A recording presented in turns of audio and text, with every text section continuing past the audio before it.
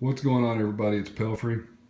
Excuse the glare on the glass. I have the front door cracked open a little bit so we can get some more light in here because the tank is not in a good location for shooting videos and whatnot with no lights on the tank, which is a good thing because it's not by a window or anything. But I want to touch base on a topic that I believe is the single most important factor when you're setting up a reef tank. You really have got to pay attention to this when you're setting up your tank, and it's ultimately going to have a lot to do with the flooring that your tank is on. So if you haven't figured it out by now, what I'm going to talk about is the tank being level. If your tank is not level, you're asking for a disaster at some point. Now, you might have the tank up for years and it not have created a problem, and then all of a sudden one day a seam busts and you can pretty much guarantee that it was not level. I'm telling you right now, it's never happened to me, but I'm completely terrified that it's possible that a tank blows a seam and all of a sudden all the water is all over the house. Not to mention the money that you have invested in the tank itself, the lives that are inside the tank, and the equipment. So, you're looking at a substantial loss if your tank's not level and it does blow a seam and leak. And just an FYI, I don't know this from personal experience, but from what I've read, the whole he said, she said shenanigans, but from what I've read, it costs a lot more to correct saltwater damage than it does freshwater damage. So I urge you that if you're setting up any aquarium, I don't care if it's freshwater or saltwater, but any aquarium that is going to have water in it, you make sure that it's level. So I'm lucky enough to have a 4-foot level. At the moment, this thing is dead level. So I'm going to give you a few pointers here. This is about in the center of the tank. So what you want to do is move it around on the tank. So it's at the back of the tank now, and it's still level.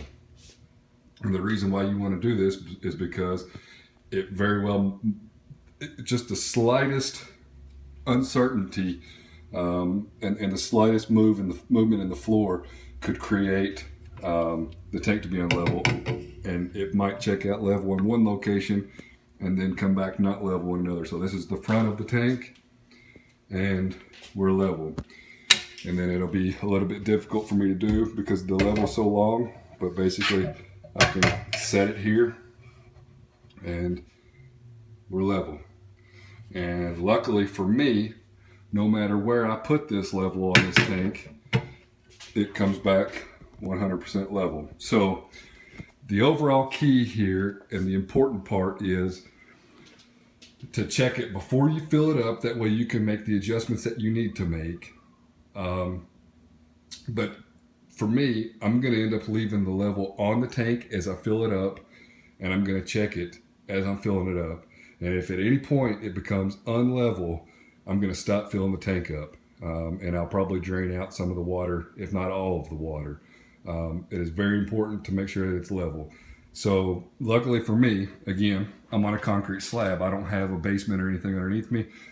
We do have a 2-story house, and there's not a tank upstairs, so I don't have to worry about the load of a tank in any form or fashion because it's on the floor and a concrete slab. I don't have to worry about any of this. So if you have a house with a basement or you have a tank on a second floor, you're probably going to want to look at reinforcing the floors.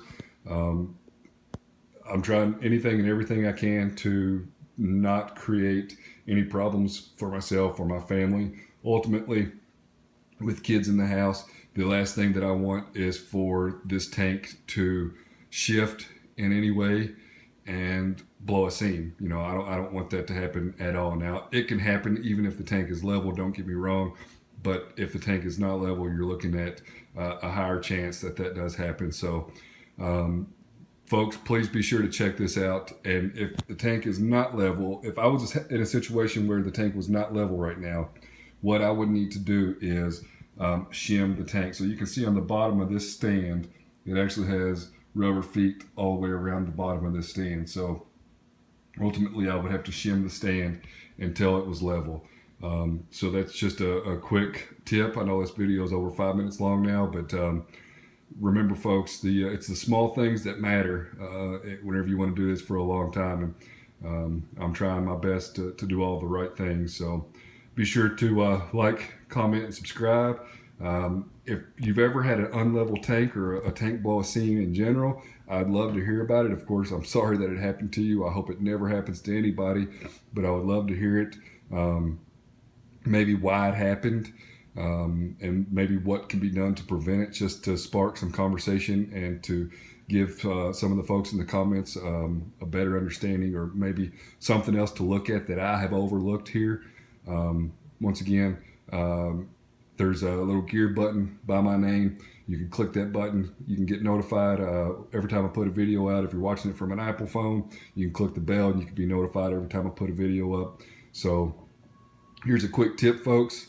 The key to successful reefing is doing the things that we don't normally think about and trying to get it right the first time before something bad happens. So hope everyone has a great day, and we'll see you on the next one.